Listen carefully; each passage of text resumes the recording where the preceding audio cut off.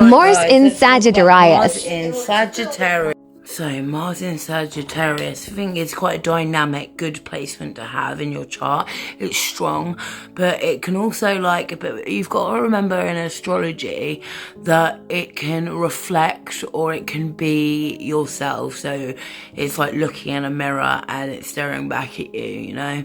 So if it's you meet a partner and they have these qualities, but you don't, or vice versa, and you're going to see this with a lot of examples that I have for this placement. I think it's better if say in a parent way of this sign, better than a sun in Sagittarius, because you've got other planets that are more conventional mothers, I believe. Yeah, better than more conventional mothers. They'll do anything for their children. They'll be there for their children no matter what.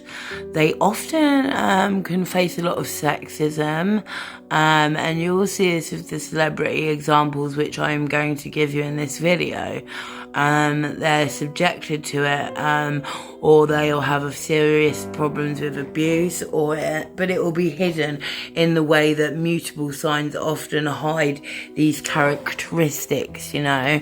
Mutable signs are quite good, well, they are good at camouflaging. That's why a lot of the times I don't trust the mutable signs, let's say unless they've got strong fixed or cardinal placements.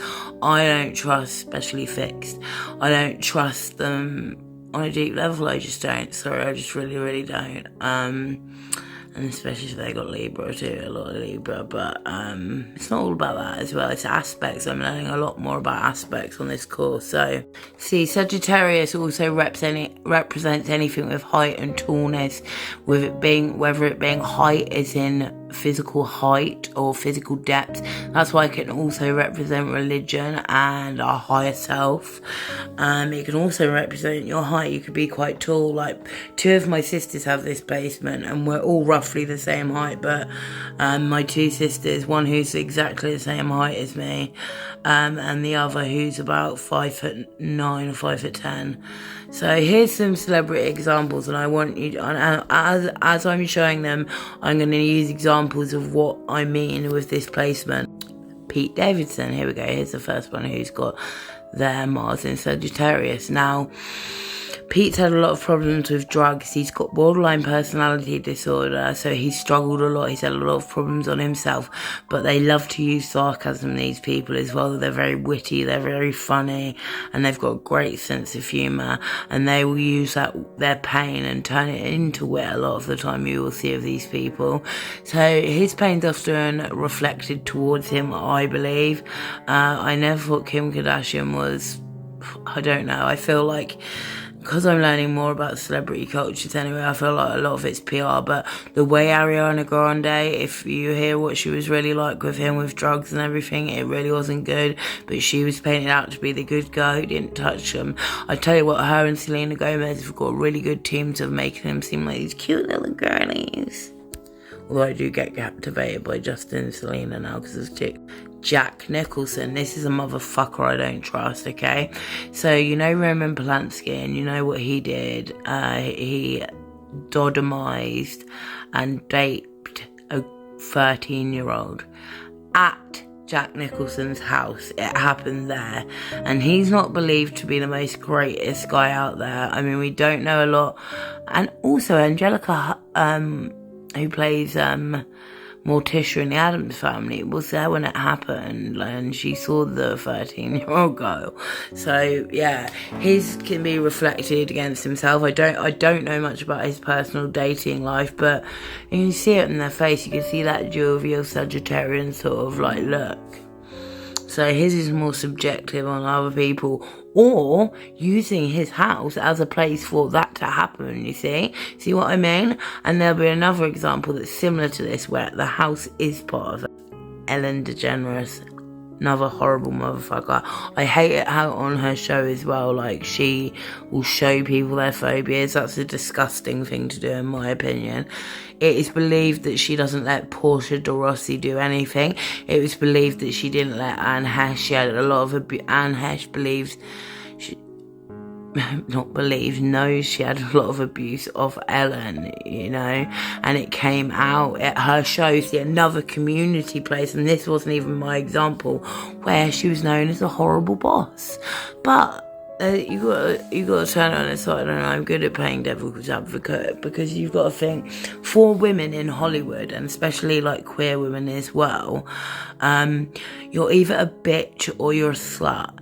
You're either like the casting couch girl or you're hard-faced girl. And you know what? I'd much rather be the one who's the hard-faced girl and not get abused. And this happens to a lot of women in Hollywood. They turn into bitches, and I do not blame them. Julia Roberts is another example of that.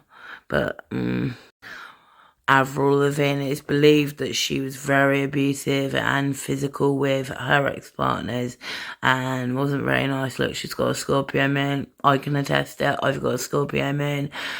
We can be abusive motherfuckers, and she's got the moon, sun in the first house, like I do too. So she's gonna, it's gonna be about her a lot. So I'm thinking her placement is more her. From what I see, from having your first son in your first house, depends what her Venus is, and I don't know what her Venus. Oh, I think her Venus is in Scorpio, so her chart ruler, is in conjunction with her moon, I believe. I believe she's Venus in Scorpio. So yeah, that's gonna be a lot of what she's done. Okay. Stay with that. And if you don't believe me, listen to Beyond the Blinds Avril Lavigne episode. It's fucking great. Kendall Jenner. Now, we don't really know much about Kendall's dating life. We've been told stuff. We've been told that she's like maybe queer herself, bisexual, lesbian. I think she might be, because and this is a mutable placement, so it could be expected. You know, she's got that Aries moon and rising, and she's got that Scorpio sun, so it can be hidden. She's very Marsunian. Okay, so her chart ruler will be Jupiter. So you see where it says dominance there. Her dominance of Pluto, Mars, and Jupiter. So it wouldn't surprise me. She's got that more masculine energy that she says, so, and people call her a pick-me. But yeah. Prince Harry. Now, his is definitely subjected onto him through Meghan Markle, because she's a narcissist, basically, and everybody could see it with him.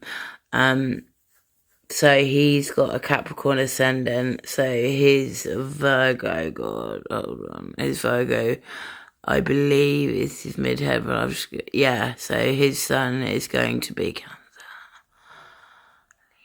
Yeah, his midheaven's going to be around Virgo. Hold on, I can just see it there. No, his midheaven's in Scorpio, okay? So his midheaven's in Scorpio. So that's the highest point in your spine of your chart. So, yeah, and her having a Leo highness and that, and wanting to be a celebrity, but they're not, being the royal family, and they're not. She was fucking with this guy from the start, and he was a happy guy. He's a fun guy. He was our Prince Harry. He was the royal we liked, you know, and we always loved him for that. So that's why people feel a lot of sadness towards him now, but also a lot of like, I don't know, they don't feel sorry for him much anymore with this. So can you see what I mean where I say it plays out as sexism? It's not just sexism against women, against men as well. Mariah Carey, first marriage she got with her record executive, and he was extremely abusive. She would call her house, sing things. She wasn't allowed to leave there. She had to have security with her everywhere she went. It was a really toxic situation. I also believe Nick Cannon was a nasty little fucker. I don't trust that man at all, and Mariah can act like a queen because she is, and she deserves that right, and she's had it, but she's been dissed in Eminem tracks, she's been dissed by the industry, so yeah, a lot of sexism against this basement, or the opposite, like I said. Now, I ain't gonna say anything here, but there you go, take your own. Now, Kim Kardashian, what do we think here?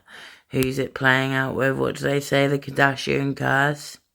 It's cursed. Now, quick, I've got to be recruited with this because Rihanna, when the Chris Brown situation happened, Diddy took Chris and took him to a house so he could hide out. So that's what I'm saying, where the house became the place that they had to go. And Rihanna was then, like, called out.